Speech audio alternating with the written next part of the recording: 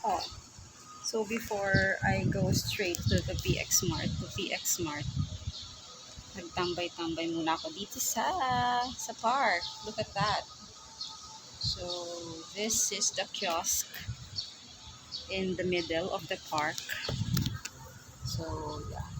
There goes. Whoa. See? It's so nice. It's not so mainit here because it's mahangin.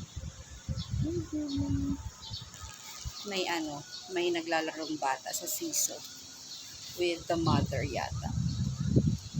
So, I'm not really alone. Merong dalawa aside from me. Wala lang. Trinay ko lang kung presko dito. So, siya. Medyo mainit kasi yung sikat ng yung araw. Pero, mahangin naman siya. So, it's okay. It's okay na tumambay dito kahit ganitong oras na sobrang tirik yung araw. Bye! So, I'll go to the PX Mart na. I just tried staying here for a while. Laters again!